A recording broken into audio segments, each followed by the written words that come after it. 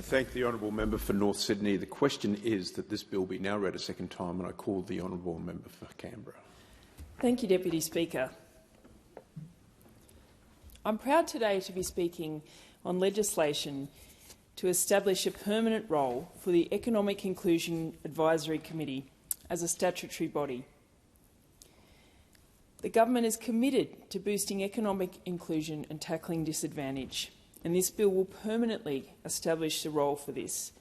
It will ensure that there is an ongoing mechanism for the provision of independent expert advice to government on matters relating to economic inclusion and disadvantage. This is an issue that's really close to my heart and honestly central to the reason why I am in this place. Because governments have an incredibly important, critical role in delivering the policies, the services and the foundations that enable Australians to live the happiest, healthiest and most fulfilled lives that they can. The policies that ensure that wherever you're born and whatever your parents' income, that you have the best shot at life here. And to create the safety net that is there for all of us when life happens, when events happen that mean that we need that support.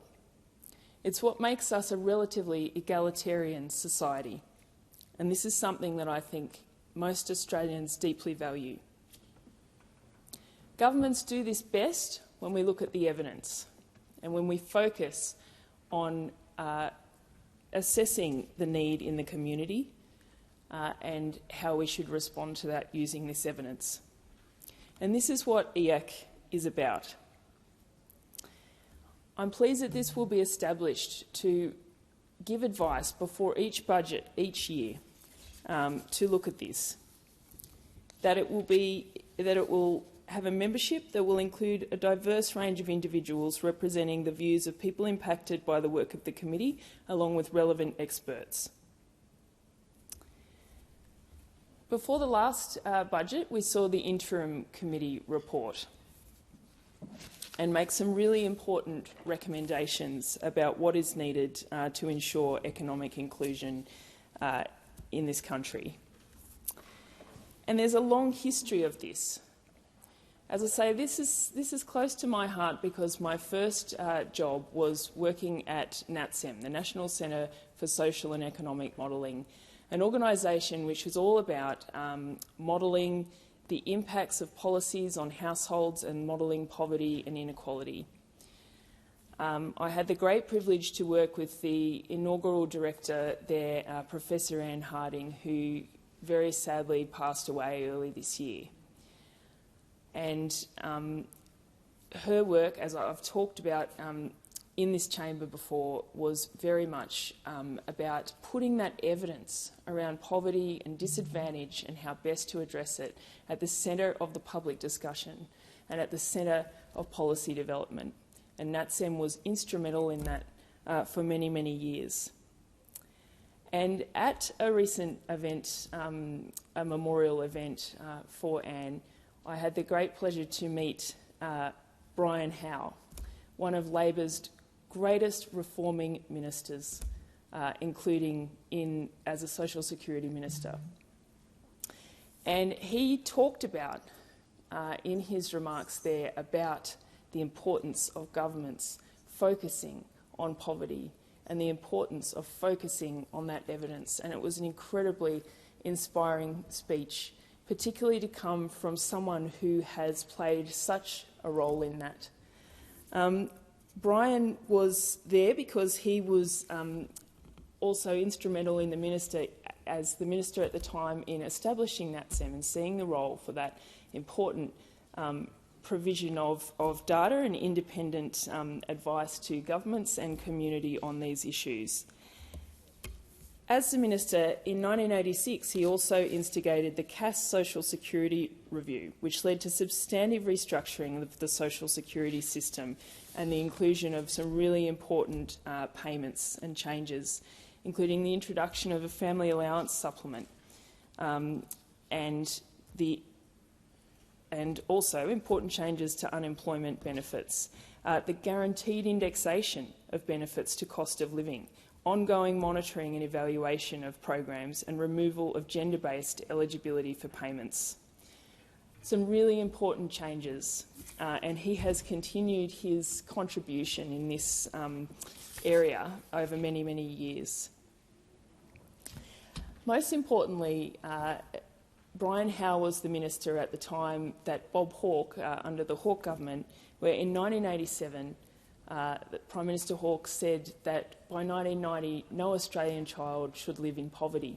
And while that statement is often ridiculed, what is less attention is paid to the fact that the measures that he introduced, a range of changes to child support, to family payments, to the social security system, meant that child poverty was immediately reduced by a third as a result of those measures, and that by 1994, poverty rates for children of jobless couples had reduced by about 80% and by 50% for children of jobless single parents. Because the social security system is an incredibly powerful tool that governments have to address poverty.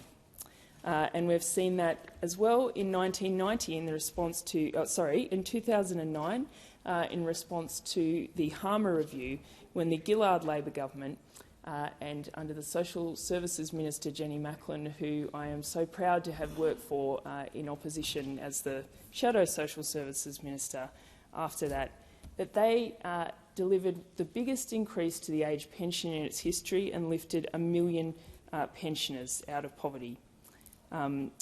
So these things can have a huge impact. The interim EAC committee made some recommendations around the job seeker payment. They recommended that it should have a substantial increase, and in the findings of the report they talked about it being 90% of the age pension.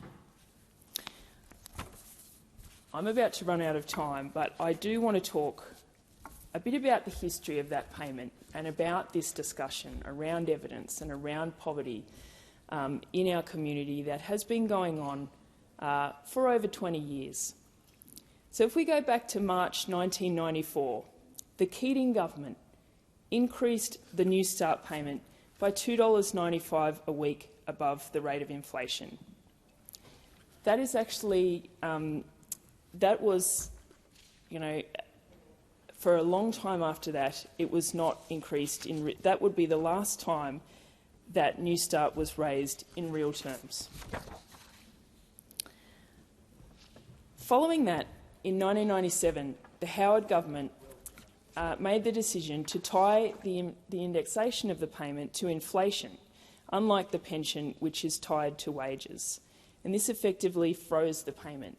And this is where the real, this is what began to lead to job seeker being so incredibly low, is that it actually has structurally lost its connection with costs of living and living standards in the same way that the pension is, which is indexed to wages if that is increasing more than costs of living.